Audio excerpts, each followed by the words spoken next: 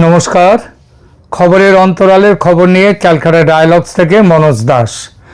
ভারতের সঙ্গে একটি রাজনৈতিক সমঝোতার ফলে তারেক রহমান দেশে ফিরেছেন, এমন একটি খবর কিন্তু বাজারে খুব চলছে।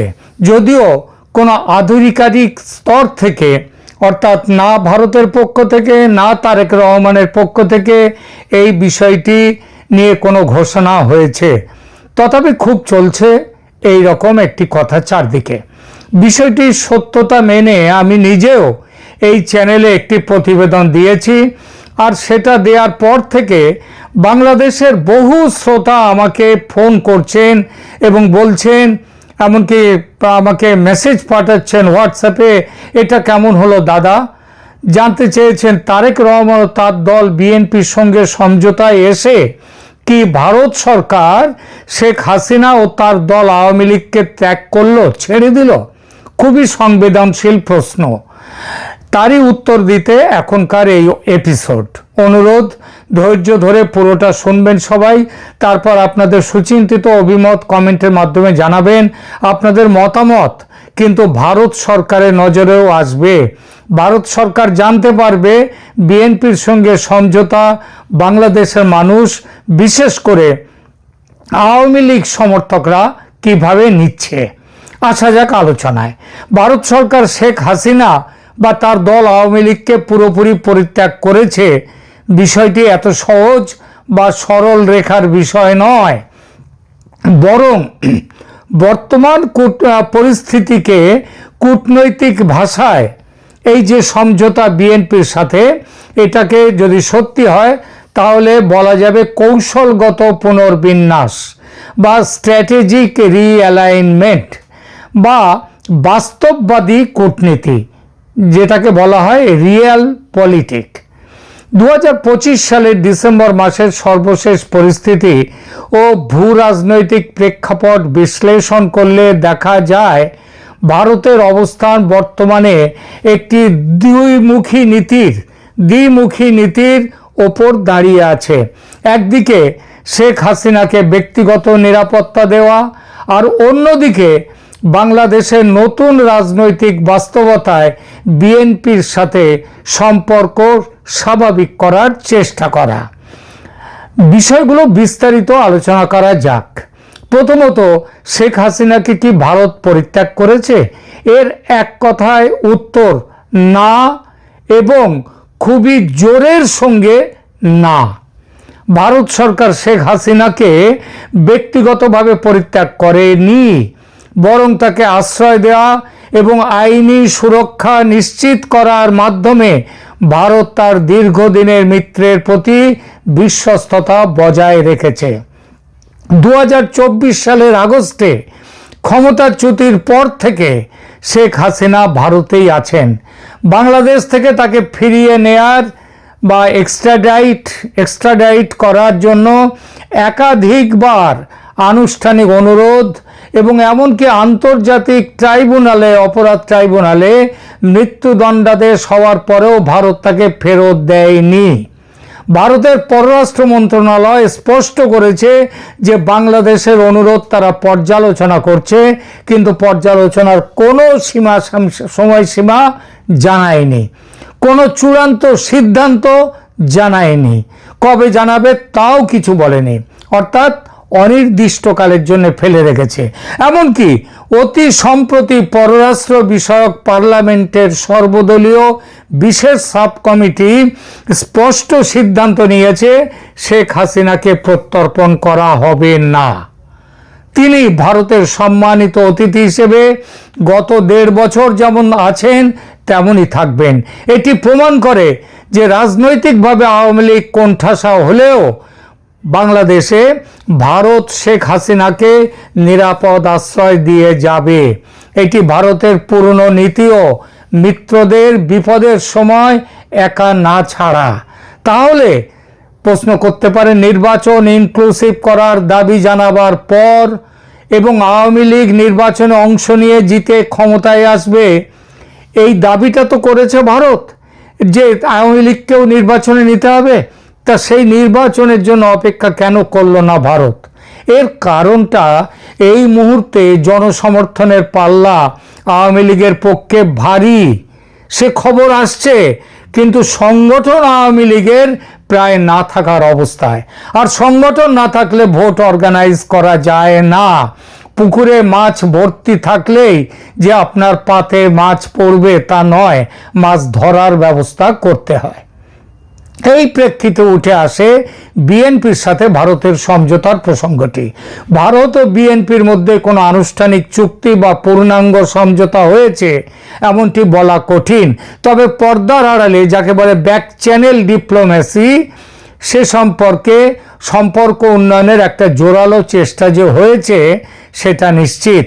একে সমঝোতা না বলে পারস্পরিক স্বার্থের সমীকরণ বলা যেতে পারে, যে সমীকরণ অনুযায়ী ভারত যেমন দেখবে নিজের স্বার্থ, বিএনপিও ক্ষমতায় এসে দেখবে বাংলাদেশের স্বার্থ।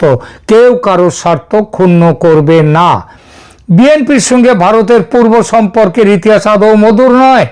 বিদ্বেষ ও শত্রুতার অনেক ইতিহাস আছে, সেসব উল্লেখ নাই করলাম। তারপরেও কেন তাহলে বর্তমানের এই সমঝোতা? এর মূলে আছে আওয়ামী লীগের অনুপস্থিতি বাংলাদেশের রাজনীতিতে।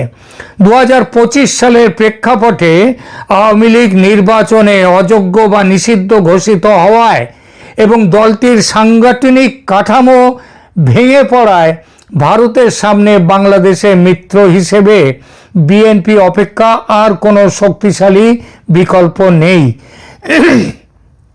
এটা ভারতের কাছে মন্দের ভালো, লেসার অফ টু এভিলস। ভারতের নীতি নির্ধারকরা এখন মনে করছেন জামায়াতে ইসলামী বা উগ্র ইসলামপন্থী গোষ্ঠীগুলোর উত্থানের চেয়ে বিএনপির মতো মধ্য ডানপন্থী দলের ক্ষমতায় আসা ভারতের জন্য তুলনামূলকভাবে কম ঝুঁকির। এটা বাংলাদেশের মানুষের জন্যও ভালো। সে কারণেই এই নতুন কাছে আসা বিএনপি এবং ভারতের। দেশে ফেরার পর তারেক রহমান এবং বিএনপি নেতারা ভারতের বিরুদ্ধে অতীতে যে ধরনের কট্টর অবস্থান নিতেন সেখান থেকে অনেকটাই সরে এসে রাষ্ট্রের সাথে রাষ্ট্রের সম্পর্ক এবং বাংলাদেশের স্বার্থ আগে এমন নীতিতে কথা বলছেন। তারেক ভারতের নাম উল্লেখ করে বলেছেন, আমরা প্রতিবেশী হিসেবে ন্যায্য ব্যবহার চাই, যা কিনা সরাসরি সংঘাতের বদলে আলোচনার মাধ্যমে সমস্যা দূর করার ইঙ্গিত দেয়। কেউ প্রশ্ন করতেই পারেন, ভারত কেন এই দু নৌকার নীতিতে চলছে?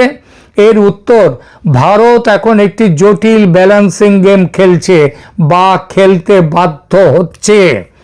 গত 1.5 বছরের ইউনূসীয় শাসন ও ভারতের পক্ষ থেকে তার প্রতিক্রিয়া যে পরিস্থিতি সৃষ্টি করেছে এবং আমেরিকা এতকাল ধরে যেভাবে ইউনূসকে সমর্থন দিয়ে যাচ্ছে, এই বর্তমান সরকারকে মুখে না বললেও কাজে সমর্থন দিয়ে যাচ্ছে, তার প্রতিক্রিয়াতে ভারতের এই ব্যালেন্সিং গেম জরুরি হয়ে পড়েছে। এর পেছনে 3টি প্রধান কারণ রয়েছে। ভারতের জাতীয় নিরাপত্তা ও 7 সিস্টার্স। ভারতের উত্তর পূর্বাঞ্চলের নিরাপত্তা নিশ্চিত করতে ঢাকায় একটি স্থিতিশীল সরকার প্রয়োজন। আওয়ামী লীগ যেহেতু ক্ষমতার দৌড়ে নেই, তাই বিএনপিকে পুরোপুরি শত্রু বানিয়ে রাখলে পাকিস্তান বা চীনের প্রভাব বলয় আরও শক্তিশালী হওয়ার শঙ্কা থাকে। তাই ভারত বিএনপির সঙ্গে কার্যকর সম্পর্ক গড়তে চায়। এটা একান্তই ওয়ার্কিং রিলেশনশিপ। দ্বিতীয়ত, একটা কৌশলগত চাপও এর পেছনে আছে বিএনপির সাথে সম্পর্ক ভালো করার পেছনে। শেখ হাসিনাকে আশ্রয় দিয়ে ভারত বিএনপি সরকারের ওপর এক ধরনের মনস্তাত্ত্বিক চাপ বা লেভারেজ বজায় রেখেছে।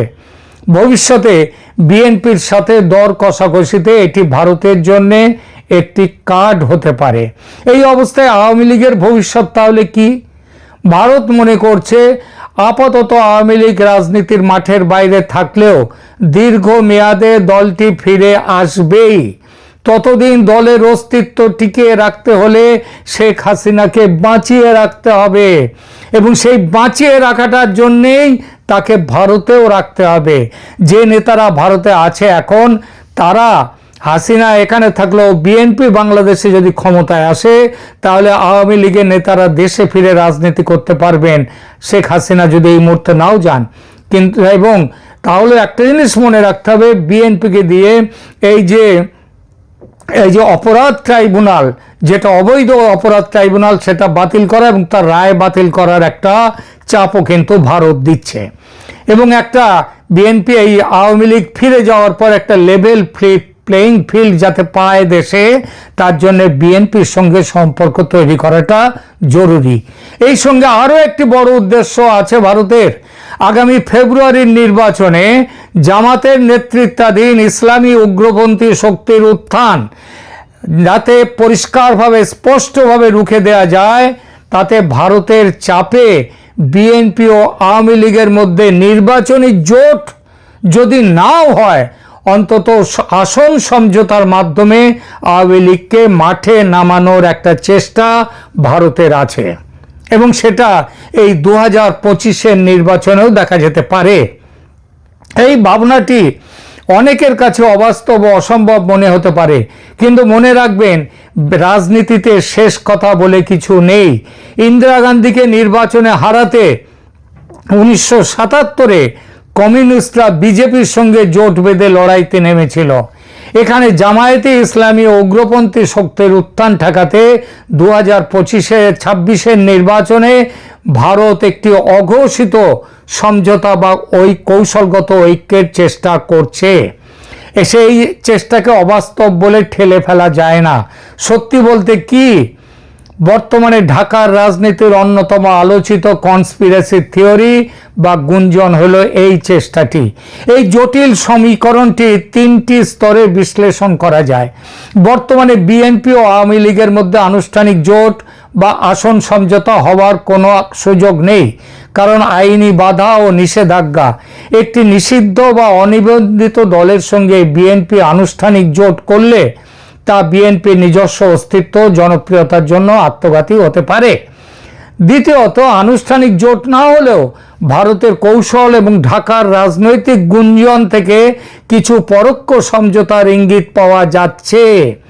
মন্দের ভালো তত্ত্ব ভারত অনুধাবন করেছে যে আওয়ামী লীগের অনুপস্থিতিতে যদি জামায়াতে ইসলামী এককভাবে শক্তিশালী হয়ে ওঠে, তবে তা ভারতের নিরাপত্তার জন্য খুব বড় হুমকি।